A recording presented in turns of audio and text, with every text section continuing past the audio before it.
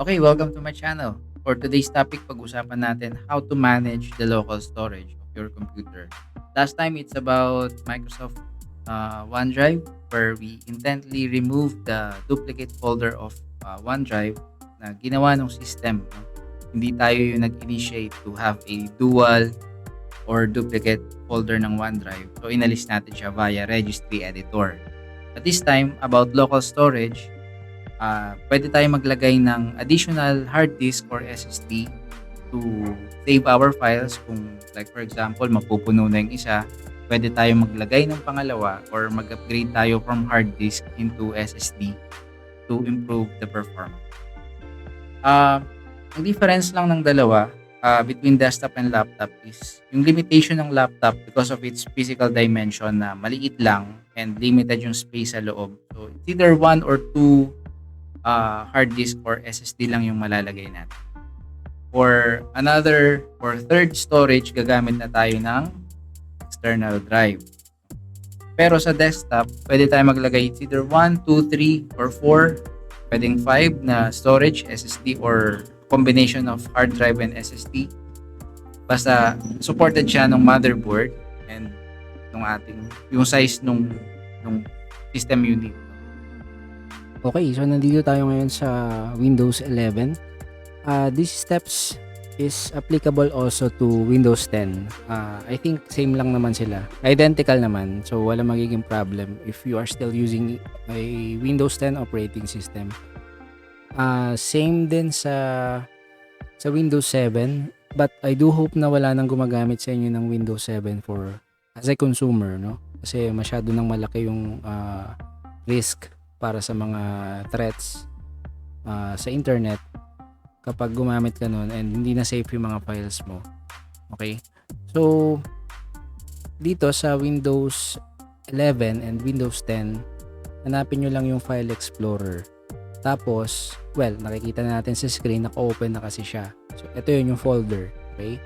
Then, hanapin nyo yung word na this PC or this icon, yung monitor. Yan. Tapos, right-click nyo siya. Then, look for the word manage. So, wala siya dito, no? Sa Windows 10, makikita nyo siya kagad. But for Windows 11, kailangan mo i-click yung show more options. Ayan. So, lalabas ngayon yung ibang mga options. Nandito yung manage. So, click mo yung manage. Then, may magpa-pop up na window. Computer management. Okay? Then, look for disk management. So, nandito siya sa bandang baba, under storage. Okay? Double-click mo siya. Then, lalabas yung mga storage na naka-install or naka-plug sa system unit mo. So, ayan siya. In my case, 6 kasi yung gamit ko, no? So, yung isa, yung NVMe na storage ko ay doon naka-install tong operating system ko. So, andito yung C. Ayan. Then, meron akong 5 pa na extra. So, typically, sa mga, alibaw, for example, sa laptop, hindi naman masyadong malaki yung mga slot niya for this kind of setup. So, usually, isa or dalawang storage lang yung lalabas dyan. But, paano natin malalaman kung ano yung storage na yon, no? So, pwede nyong i-select yung isa, click nyo ng isang beses. Tapos, right-click nyo siya. Then, click Properties. Then, under General tab, lalabas yung yung label nung storage na yun. So, on this storage, ito yung King spec na nabili ko last year. This is a M.2. Yan, na 512 gigabytes na storage. NE nakalagay. Hindi ko alam kung bakit ganito yung label niya, no? Pero nung in-install ko kasi siya dito sa computer ko, siya yung unallocated. So, alam ko na siya talaga yung King spec. Yan. Dalawa yan. Yung disk 5 and disk 4. Yan. Parehas na brand niya is King spec. Then, meron akong isa, yung disk 3 ko is 1 terabyte. So, right-click natin, then Properties. Then, makikita natin na nakalagay ST1000DM010. So, this is a Seagate storage. 3.5 ito. Ito yung malaki. So, 1 terabyte siya na meron pang plate sa loob, no? Ginagamit ko lang to as a storage ng mga files na hindi naman kailangan ng mabilisang access. For example, pictures, ganyan, or mga apps. Pero sa part na to, dito ko sinesave yung mga nire-record ko na video. Ayan. Tapos meron pa akong ganito rin yung disk number 1, 2 terabytes naman to na Seagate din. Ayan.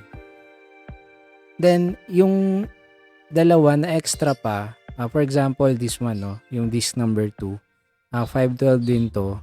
Pero pag clinic natin yung properties, maayos yung pagkaka-label niya, no. Nakalagay yung manufacturer or brand, Patriot, yung model P210, tapos yung storage niya na 512. So pwede nyo gawin to identify kung ano yung storage na nakalagay sa inyo dun sa computer ninyo. And mas magandang practice pa rin na alam nyo or kabisado nyo yung mga computer parts na nakalagay sa computer system ninyo. Ayan. So paano natin, bale itong mga ito, hindi pa siya hindi pa siya ready to use. Naka-plug lang siya. Kaya nakalagay unallocated. So paano natin siya pagaganahin?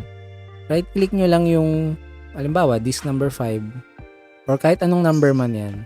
Wag lang itong disk number 6 or kung saan nakalagay yung C, no? Yan. Right click nyo lang, then click new simple volume.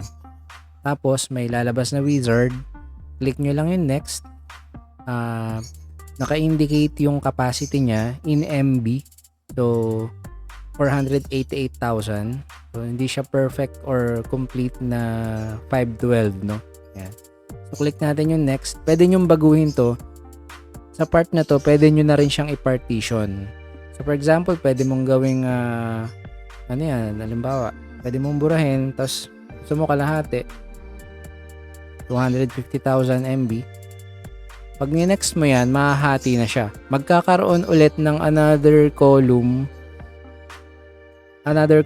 na lalabas yung kalahati ng hindi mo pa nagamit.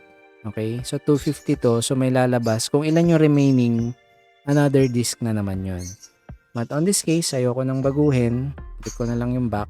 Tapos next ulit. Hindi siya nagbago. Gayahin ko na lang. Ayan. Hindi ko na kailangan mag-partition kasi madami sila. No? Ayan. So, click mo lang yung next. Tapos, sa step na to, pwede mong palitan yung drive letter. So, kasi mag-i-start siya sa C, no? Parang quick lang.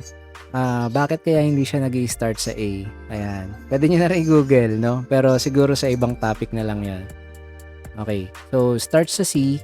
Ngayon, itong second drive natin ay pwede mong, ngayon pwede mo na kasing i-assign, no? Wala na kasing floppy disk ngayon, no? Ayan. So, may hint na kayo. Pero pwede mong ilagay alin man dyan, no?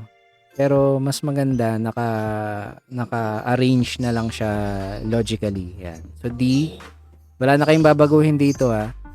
Click nyo lang, assign the following drive letter, tapos letter D. Click nyo yung next. Then, click nyo ulit yung next. So kung ano yung nakikita nyo dito, yun na yung dapat. Click next, tapos finish. Then, hintayin nyo siya na magkaroon ng confirmation, like for example, lalabas dito, new volume. Okay? So, ayun. Pwede mo na rin tong i-rename dito sa I think doon na lang sa sa File Explorer mo na lang siya i-rename, no? Yan. So, tapusin mo na lang siya muna. Yan. Pili ka ng drive, tapos click mo ulit yung next. Tapos yung letter. Next ulit. Then, so on and so forth. Ayan. So, tapusin ko na lang to para makita nyo. Ito na rin yung magiging initial setup ng computer ko, no? So, ayan. Papakita ko na sa inyo. So, now, inuna ko yung dalawang SSD. But, tignan nyo, no? Kanina mabilis lumabas yung confirmation. Ngayon, medyo late siya, no? Si volume E. Ayan. So, hindi siya pare-parehas minsan. Or wag kayong magmadali. hintayin nyo muna na magkaroon ng confirmation before kayong mag-move sa next na disk. Hindi naman sa magkakaroon ng malaking effect yun, pero alam mo yun, one task at a time lang para ma-configure mo na maayos yung mga storage mo. So, dalawang SSD ito. Ine-next ko naman yung isang SSD pa ulit na 512 din. Ayan. So, medyo kabisado ko na kasi yung mga storage ko, kaya alam ko na agad yung isusunod ko, no? So, sa part nyo, ganun din. Kung marami kayong storage, kabisaduhin nyo siya. Take note, walang nakalagay dito na, wala pa naka-plug na, na flash drive sa unit ko. Kasi kapag may naka-plug na flash drive dyan, for example, before natin gawing letter D ito, pag may flash drive na naka-plug, kukunin niya na yung letter D, no? So, ewan ko lang, parang may pagka-OC lang ako sa ganun. Gusto ko naka-arrange alphabetically yung mga drive, then yung mga removable, siya na lang yung magte-take over or kukuha ng mga letter na hindi pa naka-assign. Ayun. So, okay na to. Tapos, sunod naman yung 1 terabyte na SSD din. Then, ihuhuli ko yung dalawang 3.5 na may, may plate pa, magnetic plate pa. Ayan. Okay. So, next tayo.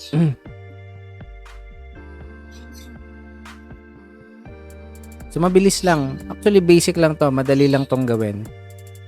Pero, syempre, kung kailangan mo pa rin mag-ingat kasi sa part na to, pwede mong ma-reformat yung isang disk ng mabilisan pero hindi mo pa pala na backup. It's another, It's another scenario, no?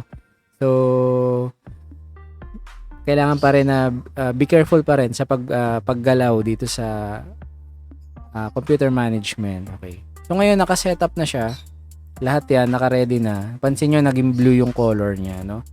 So, titignan natin ngayon sa my computer yung kinalabasan ng ginawa natin. Okay? So, dito sa File Explorer, makikita natin under this PC. Ayan. Nakalitaw na lahat ng storage na connected sa computer ko. At this point, pwede mo na siyang palitan ng name. Click 1 storage. Then press F2 sa keyboard para ma-rename yung storage. So, dito nagtatapos ang ating video. I hope na may natutunan kayo. Especially sa mga nagbabalak maglagay ng bagong hard disk. So, hindi yan sira, no? Kapag plinag nyo siya tapos hindi siya nag-a-appear sa Windows Explorer, no? You just have to initialize the hard disk first. Or kung nag-start kayo from the scratch, dinelete nyo siya, you need to reformat, you have to clean up the hard disk kung na-infect man yan ng virus or anything else. Basta gamitin nyo lang yung manage, dun nyo siya makikita, dun nyo maaayos yung inyong hard disk, and familiarize yourself with the components na nasa loob ng computer. Okay, that's it for today. Sana may natutunan kayo, and I do hope na manood pa rin kayo sa mga susunod nating video. Follow na rin kayo kung gusto nyo na ma-aware kayo or mabigyan kayo ng notification kapag meron tayong bagong. See you again on the next video. Bye-bye.